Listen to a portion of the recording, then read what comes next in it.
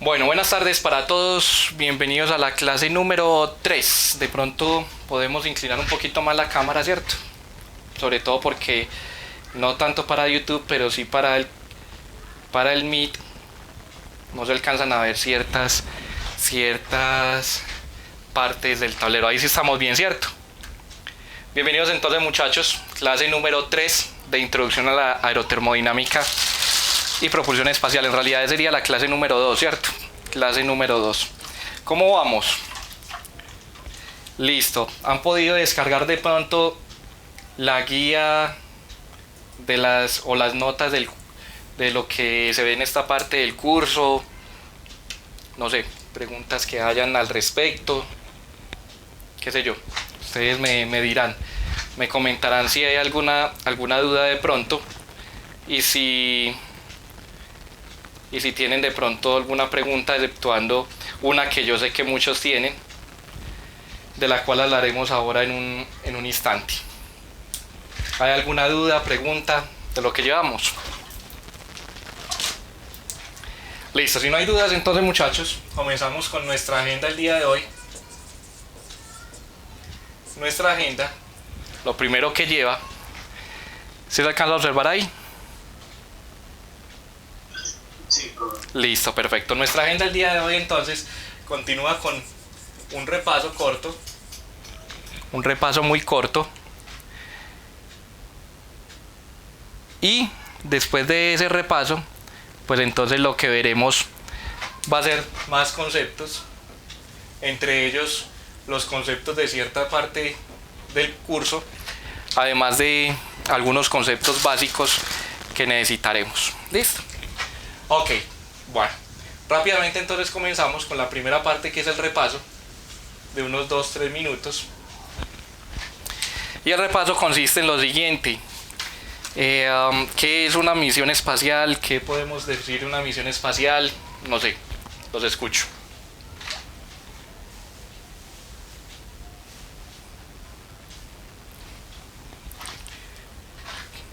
¿Cómo se planea una misión espacial? ¿Qué hay que tener en cuenta en una misión espacial? Todo eso lo dijimos en la clase anterior, cuénteme.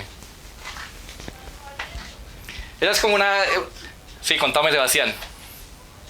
Primero hay que tener un target o un objetivo Ajá, para la misión. correcto, un objetivo, es correcto.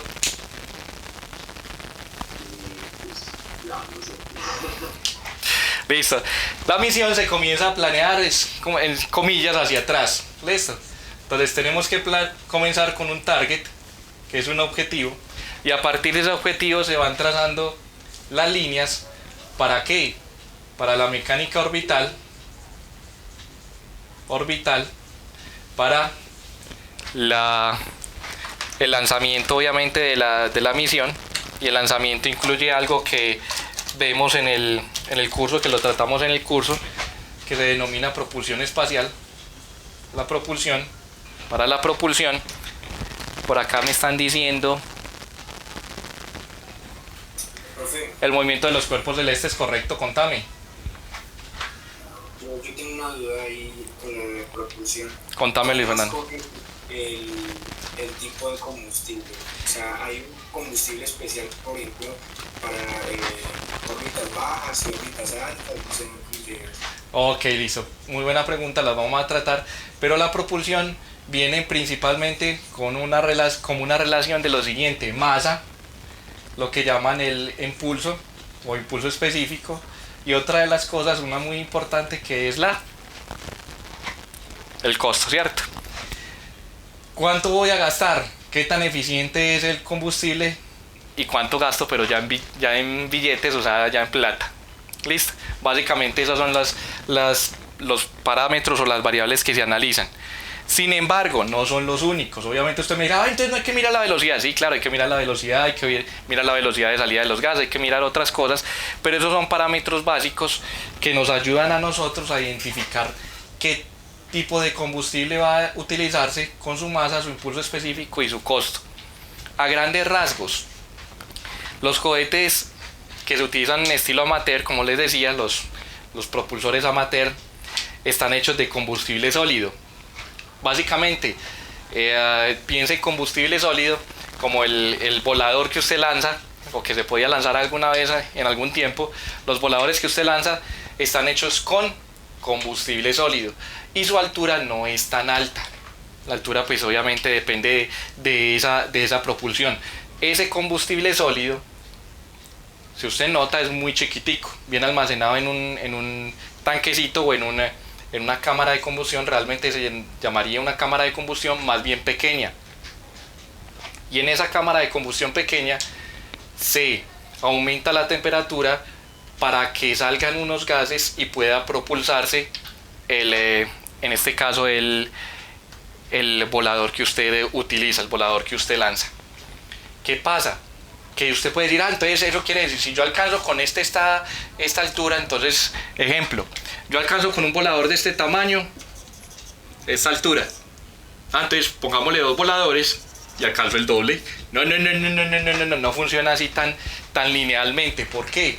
Porque a medida que usted le va agregando pedazos al volador, más combustible, también le va agregando ¿qué? Masa. Y al agregarle masa, hay una fuerza, que es una fuerza, realmente esa es una fuerza, masa por gravedad, y se denomina peso, que lo mantiene, que siempre apunta hacia el centro de la Tierra, y que en este caso evita que sea fácil alcanzar una cierta altura.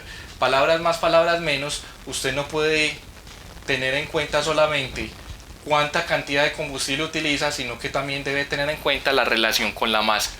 Y lo otro es que cada uno de esos combustibles, cada uno de esos propelentes que llamamos, cada pedacito de estos del volador tiene un costo. ¿Cuál es el costo que se utiliza? ¿Cuál es el costo que tiene más bien, perdón? ¿Y para qué se utiliza?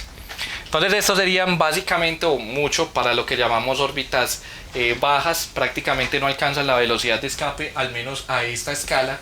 Y como no alcanzan la velocidad de escape a esta escala, no son muy útiles para lanzar un transbordador o lanzar, digámoslo así, un cohete para una misión como llevar, por ejemplo, un satélite de comunicaciones. ¿Qué pasa? Que ese tipo de volador tiene una especie de lo que llamamos pólvora, que es específica, tiene una composición, y eso me da un impulso específico, o sea, un impulso específico determinado. ¿Qué pasa? Que yo puedo utilizar otro y decir, yo no voy a hacer eso, sino que voy a hacer los tanques de un transbordador, y en los tanques de un transbordador pues sí le voy a meter combustible sólido, pero un combustible sólido, primero, que va a tener un diseño distinto, y segundo, que va a tener un impulso específico diferente, de tal manera que lo que se queme aquí, unido a otro tanquecito del mismo estilo, unido a los tanques que tiene el transbordador, o más bien a la combustión que ejerce el transbordador en cierto momento, esto pueda lanzar toda una estructura enorme y poder llevar un satélite de comunicaciones, por ejemplo. Ahí entonces usted me dice, pero entonces vea que sí sirve para lanzar cohetes a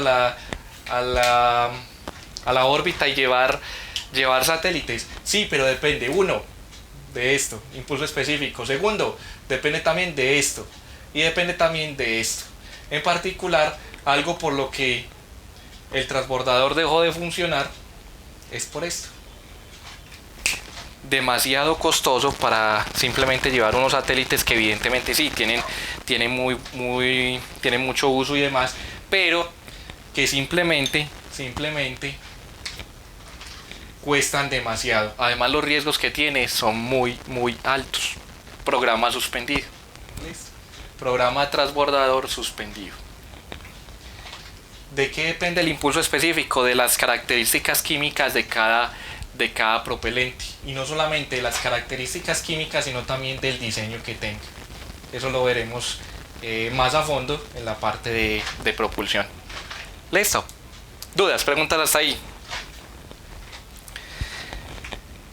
Sí, yo voy a lanzar, por decir algo, una misión, y esa misión es de un satélite que va a ir a las lunas de Saturno o de Júpiter. Puedo utilizar un tipo de propulsión específica llamada propulsión iónica o propulsión eléctrica. o una vela solar y demás. En el Classroom les dejé un link donde hablan de propulsión, tipos de propulsión de una manera muy general y más o menos cómo se utilizan. Algunas, no todas.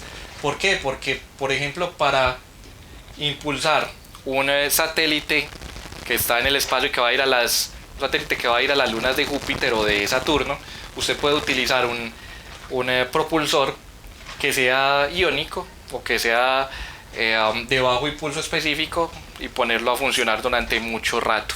No hay resistencia del aire, así que no hay problema. Por lo general están lejos de ciertos objetos o ciertos cuerpos celestes, como me decían. Hay que tenerle en cuenta la mecánica orbital que tiene que ver con los cuerpos celestes, evidentemente, y como no tiene ese tipo de restricciones, comillas, usted puede mandarlo con una buena velocidad y que alcance a llegar en un tiempo más pequeño. Luis Fernando. Bueno, profe, no sé, se me fue el micrófono, pero ya que me preguntas, y eso, pues con el combustible que se envía, por ejemplo, digamos, a las lunas de Júpiter, ¿se toman en cuenta o afecta algo las asistencias gravitacionales? Creo que se llaman así, ¿no? Ajá, sí, claro, se ven afectadas, pero afectadas, comillas, para bien. Eso le resta un poquito de energía al planeta, pero es muy pequeña porque la masa que tiene el satélite es pequeña comparada con la masa que puede tener el planeta. Entonces lo que le resta es más bien pequeño, pero esas asistencias gravitacionales le sirven como una especie de propulsión. En una parte, en un tramo del curso, podemos adelantarla si quieren, hay un enunciado muy corto de una de las Voyager, precisamente con ese tipo de tema, y habla precisamente del satélite, o de la nave más bien, que se acerca a Júpiter y recibe lo que se llama un latigazo o una asistencia gravitacional. ¿Con qué propósito? Con el propósito de aumentar su velocidad y llegar más fácil a su objetivo, además de ahorrar tiempo y combustible. Este tipo de asistencias gravitacionales es muy útil para la película de Apolo 13, que es una de las tareas que tenemos. Vale. Usted me dirá, pero es que nos va a poner a ver una película, evidentemente, pues sí, son cosas que usted al menos se debería ver una vez en la vida y decir, es que a mí me pusieron, bueno, sí, a mí me pusieron a analizar esa película, esa es la idea, ese es el propósito. Muy bien. Sí, contame, Sebastián. Bueno, esa película con esa tarea es un poco más adelante, es un poquito más adelante. Por ahora la puede ir buscando, la puede ir localizando por ahí si tiene las bases de datos, evidentemente, o la puede comprar por Amazon. Listo, muchachos, muy bien. Listo, ok, perfecto. Pero yo les iré diciendo en qué momento para poder que vayamos llevando el curso como con ciertos elementos. Sin embargo, si la quiere ver antes, no tengo ningún problema. Acuérdense que acá es lo más importante. The most important is your passion. Es su pasión por esto. ¿Listo? Porque usted le hace vibrar esto, si lo llena, lo motiva, siente ese electrocutazo que diría cierto profe por ahí, y hablando muy, muy coloquialmente. Si usted siente que lo electrocuta este tema, pues entonces usted es capaz de hacer un poquito más de cosas y no le pesa. O sea, usted le puede gastar tiempo y puede quedar hasta las 12 de la noche leyendo y no le va a pesar. No le va a pesar en el sentido de que no va a decir perdí el tiempo. Muy bien. No solamente entonces hay que hablar de propulsión, que es el momento de la salida del cohete con su satélite de telecomunicaciones, analizar la mecánica orbital porque tenemos el objetivo, sino que también hay que tener en cuenta qué va a pasar con el resto de cosas. Si no es un satélite de telecomunicaciones, sino que es otra cosa, entonces hay que tener en cuenta la aerotermodinámica. ¿Por qué la aerotermodinámica? Porque en el momento de regresar a la superficie de la Tierra pasa por la atmósfera. Es más, usted me dirá, entonces solamente hay aerotermodinámica en la superficie de la Tierra. No. Si usted quiere, por ejemplo, lanzar una misión a Venus o a Mercurio, ¿qué característica tienen Venus y Mercurio? Son planetas que, muchachos que estudian astronomía, por ahí lo deben saber, casi como lo deben saber mucho más que yo. Está bien, Luis Fernando, no hay problema. Ahora los vamos resolviendo. Son planetas rocosos y aparte, ¿qué son?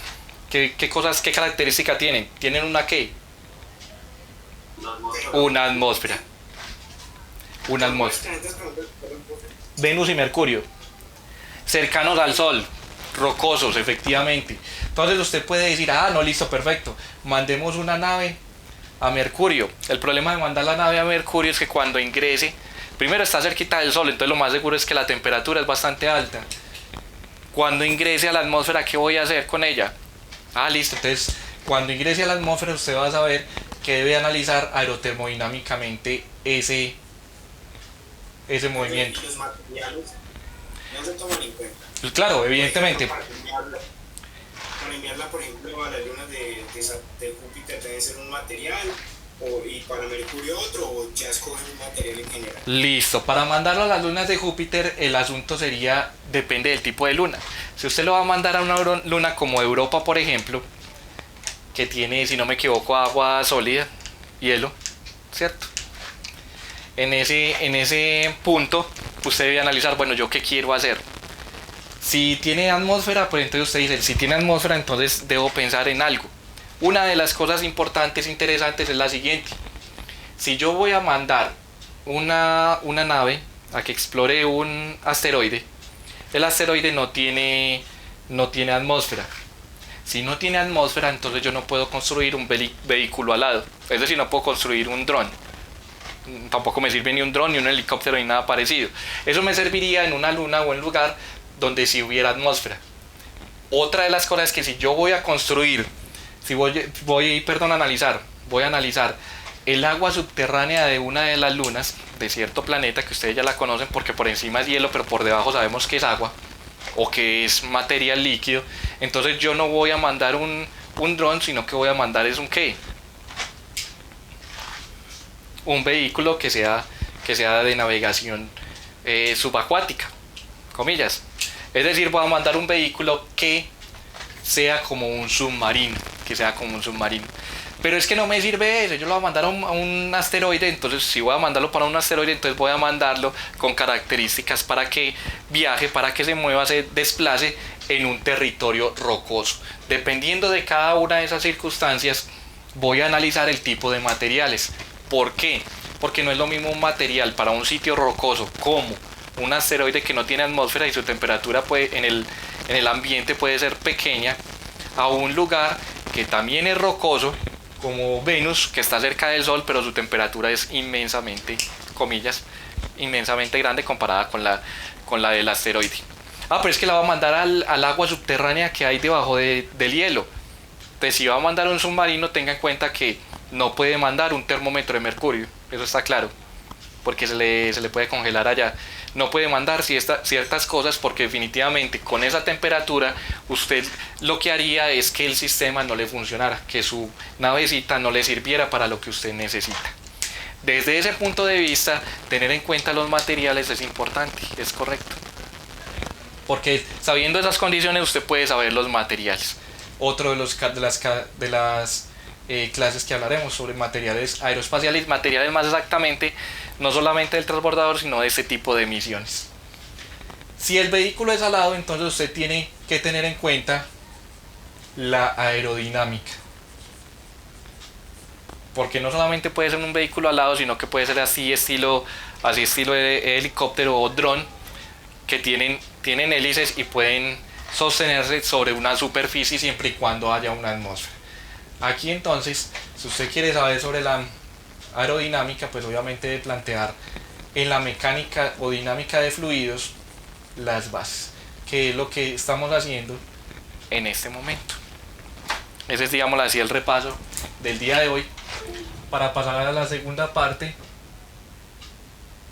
de la clase, que es hablar de ciertos conceptos que aún no hemos terminado de hablar. ¿Qué pasó ahí, muchachos? Se desconectó. Salió la cámara. Pero no debería haber tenido por qué. Porque acá siguió funcionando. Miremos a ver qué le pasó a esto. Se apagó sola, qué vergüenza. No sé, ahí están nuestros dispositivos electrónicos. Se apagó sola la cámara. Perfecto. Muy bien. Listo, dudas hasta ahí. Sabiendo que entonces la naturaleza está hecha de sólidos, líquidos y gases, hay que tener en cuenta que a la naturaleza le podemos asignar ciertas propiedades. Una de las propiedades de las que habíamos hablado tenía que ver con el artículo que dijimos y era la temperatura. La temperatura, ¿qué es? Es la capacidad que tiene un sistema de transferir energía en forma de calor a otro, básicamente. Esa temperatura pues simplemente la definimos de esa manera, no como la energía cinética promedio de las partículas. ¿Dónde utilizaremos el concepto de temperatura? En la unidad de transferencia de energía en forma de calor, Heat Transfer, en termodinámica y obviamente en aerotermodinámica. Y de nuevo en propulsión espacial, es decir, va a estar en las últimas no, en todas las unidades del curso. ¿Listo? ¿Por qué? Porque para caracterizar usted la atmósfera, para saber cuál es la atmósfera o las propiedades de la atmósfera, usted debe saber cuál es la temperatura del aire. Para saber a qué temperatura se encuentra algo, pues evidentemente debe saber qué significa. Y evidentemente también para analizar la temperatura que alcanza un objeto cuando reingresa en la atmósfera, debe saber cuál es o qué significa la temperatura. Listo. Muy bien. Partiendo desde ese punto de vista, entonces es muy importante definir cada una de estas unidades muy rápidamente. Entonces, dinámica de fluidos.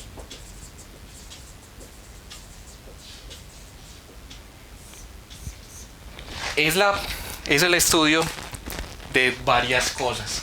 El estudio de todo lo que fluye. ¿El tiempo fluye?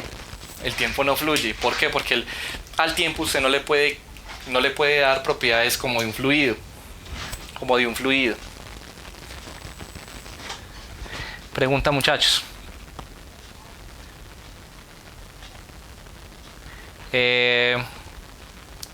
Sí, los videos se vuelven a subir a YouTube y están en calidad HD. Listo.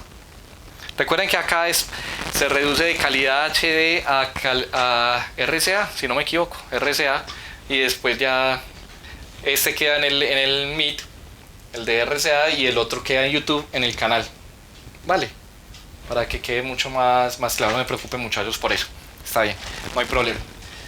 ¿Qué significa que algo fluya?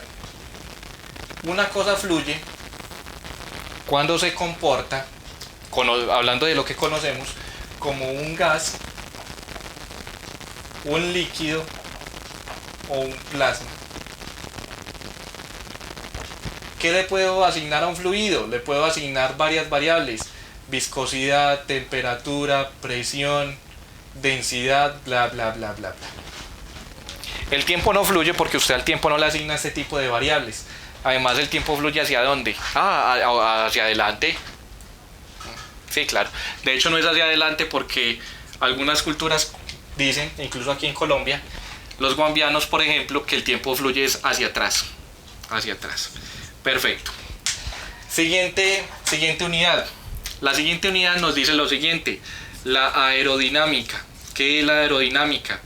La aerodinámica es la parte de la dinámica de fluidos que estudia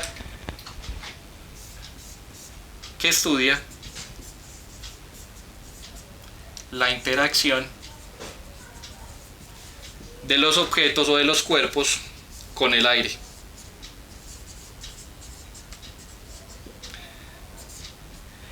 No solamente tenemos aerodinámica, sino que tenemos también otros tipos de dinámicas. La aerodinámica es exactamente con el aire.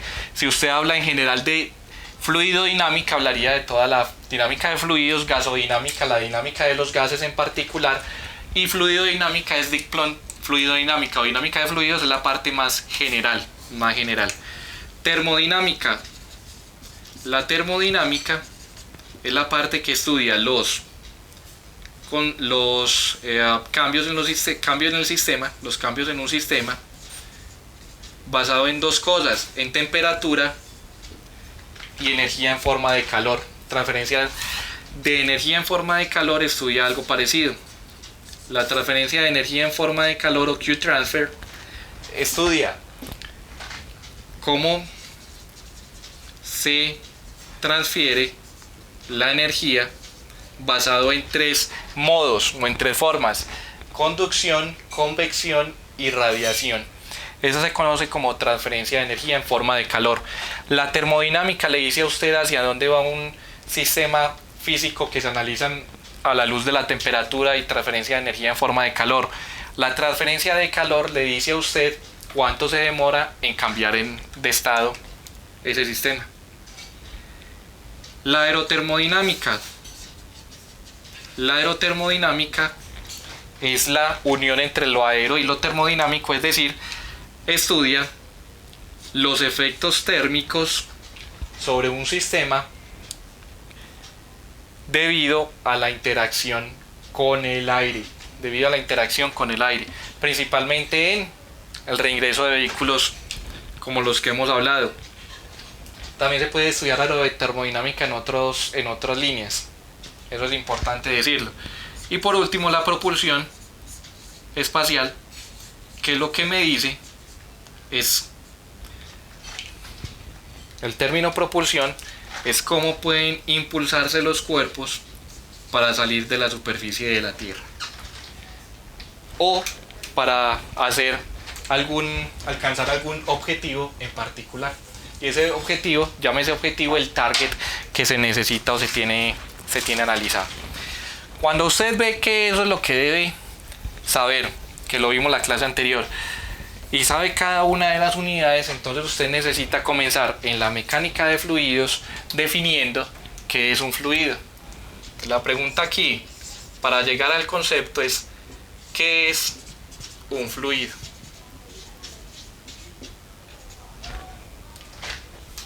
¿Por qué parto desde la temperatura? Uno, porque tenemos el artículo que no hemos discutido y les quiero comentar algo también.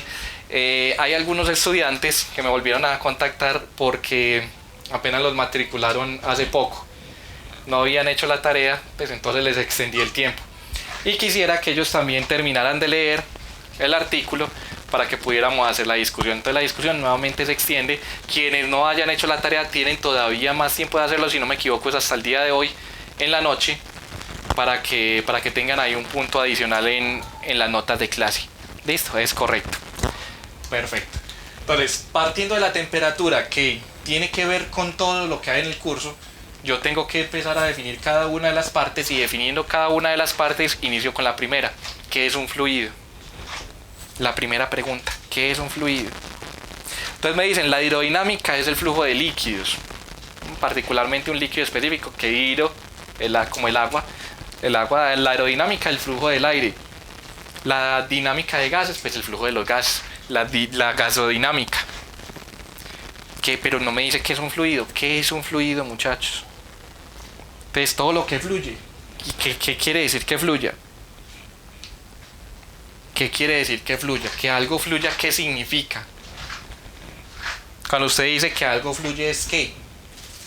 Cuando usted dice que algo fluye, es como, por ejemplo, lo que ocurre aquí en un instante. Espere, yo le muestro, usted escucha. Eso, por ejemplo, fluyó. La naturaleza no solamente está formada por átomos, sino que a grandes rasgos, hablando macroscópicamente, usted los puede pensar como formados por placas que están una sobre la otra. Piense lo siguiente: un fluido es aquel sistema en el que si usted le ejerce una fuerza perpendicular, él no fluye.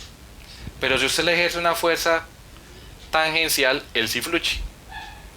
Palabras más, palabras menos. Hágale lo mismo, o tiene un balde con agua y trate de empujarlo hacia abajo. Cuando usted trata de empujarlo hacia abajo, usted nota que a él no le pasa nada. ¿Cómo que no? Vea no, pues cuando digo que no le pasa nada es que el agua no se sale de ahí. ¿Cómo que no? Vea que eso es por otra cosa. Eso se llama principio de Arquímedes, que es distinto.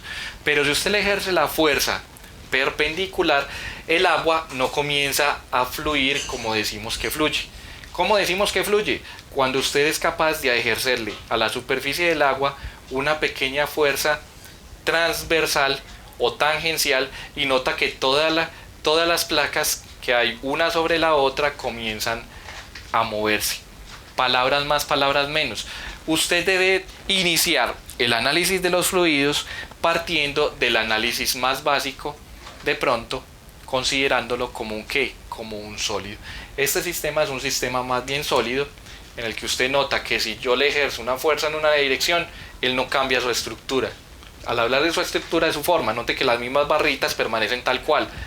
Pero si yo le ejerzo una fuerza en esta dirección, él comienza a desplazarse respondiendo con un desplazamiento de cada una de sus partes a esa dirección. ¿Mantiene su estructura? Pues sí, se mantiene junto, pero hay un desplazamiento de cada una de sus partes. Entonces yo puedo llamar a este un tipo de fuerza y a este otro tipo de fuerza.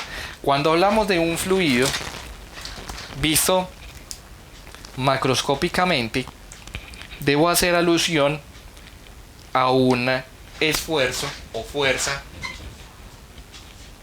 Entiéndase como fuerza aquella cantidad que me permite a mí cambiar el estado de movimiento de un cuerpo. Es decir, primera ley de Newton y segunda y tercera. ¿Qué es una fuerza? A Newton le pregunta, ¿qué es una fuerza? Una fuerza es todo aquello que cambia el estado de movimiento de un cuerpo. Todo cuerpo permanece en su estado de movimiento a no ser que una fuerza actúe sobre él. Y esa fuerza puede ser de dos tipos, de dos estilos, sobre un sistema cualquiera, este o este. Ah, no, ya voy. Yo puedo ejercerle una fuerza en esta dirección, en cuyo caso la llamo fuerza perpendicular. Y una fuerza en esta dirección, en cuyo caso la llamo fuerza tangente o fuerza tangencial. Yo noto que los fluidos, cuando le ejerzo la fuerza perpendicular, no cambian su forma, su estructura, no les pasa nada. Pero cuando les ejerzo una fuerza tangencial, sí les pasa algo. Pruébelo con una gaseosa, pruébelo con una botella de agua. Si usted la voltea un poquito, ellos fluyen, pero si la deja vertical, no les pasa nada. Ellos permanecen ahí. Si usted la gira, se va moviendo en una dirección. ¿Qué es un fluido? Muy buena pregunta.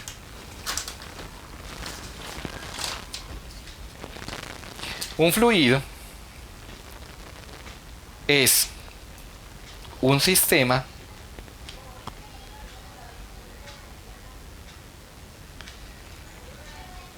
que cambia su forma al someterse a un esfuerzo tangencial. Es decir, poseen capacidad de fluir. Eso es lo que se refiere fluir. La capacidad de fluir es responder a un esfuerzo tangencial moviéndose, comillas, indefinidamente. Note lo siguiente: si yo a esto que es un sólido le ejerzo una fuerza tangencial, él siempre permanece con la estructura completa. Haga lo mismo con un fluido. Piense que este es agua. O sea, yo puedo aislar agua sin que le pase nada.